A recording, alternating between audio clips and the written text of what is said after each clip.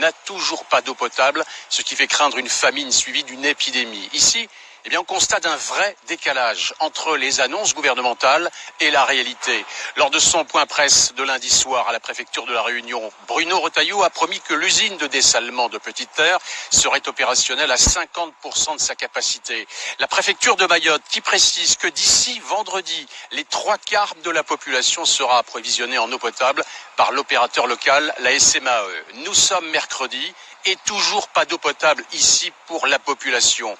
Ce mercredi, 100 tonnes de nourriture doivent être distribuées à Grande-Terre et 20 tonnes dans les 2 communes de Petite-Terre. Par ailleurs, un avion militaire de type A400M doit arriver à Mayotte avec 20 tonnes de vivres et de l'eau en bouteille. Enfin, le Premier ministre, François Bayrou, a annoncé hier qu'un délégué interministériel sera nommé très prochainement.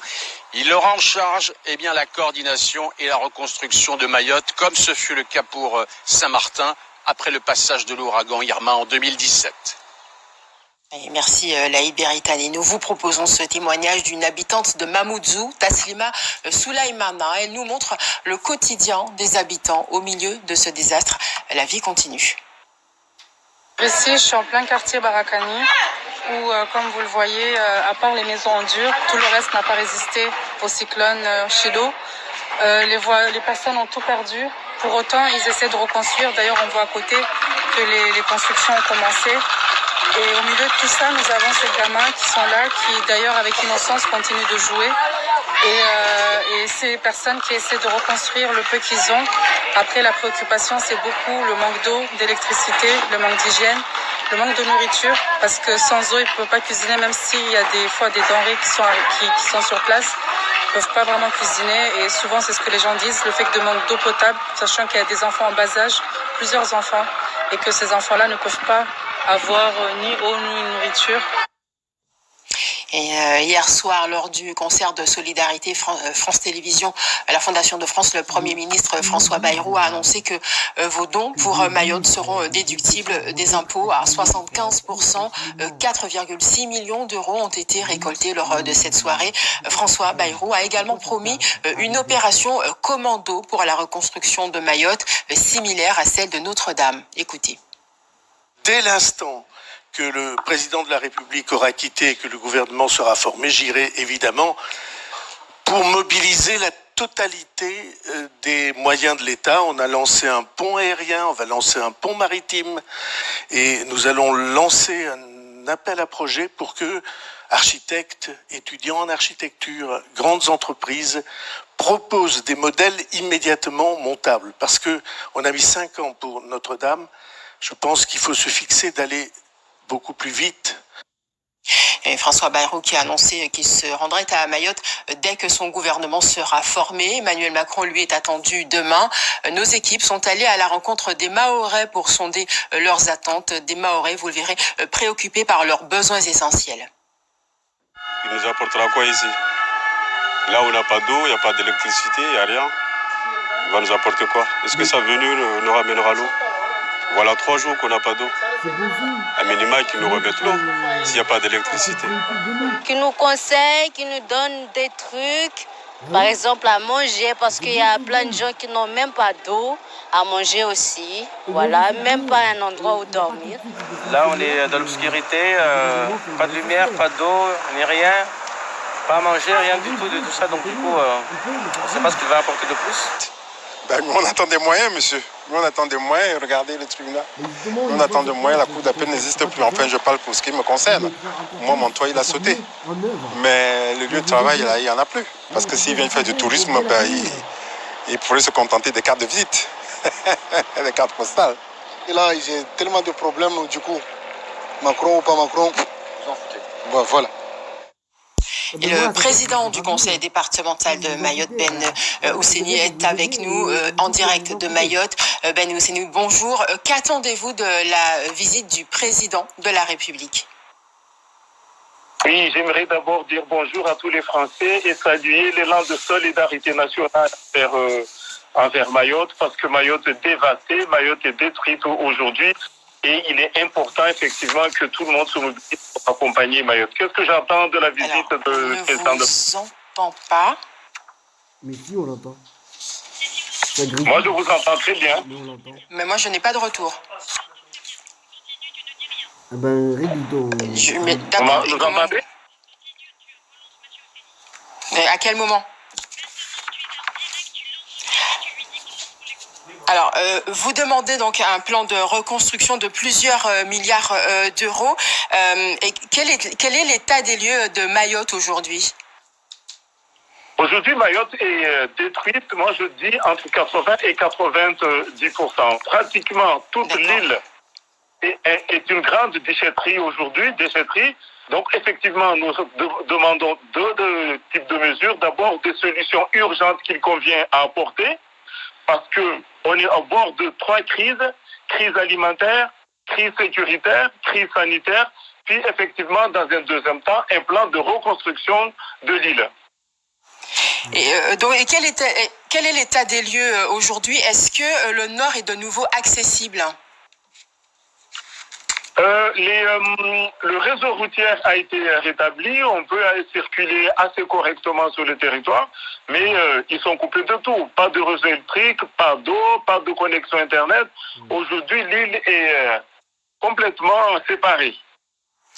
Est-ce que vous avez une idée plus précise du nombre de décès? On sait que la mosquée de Mayotte a indiqué hier avoir procédé à 60 prières mortuaires.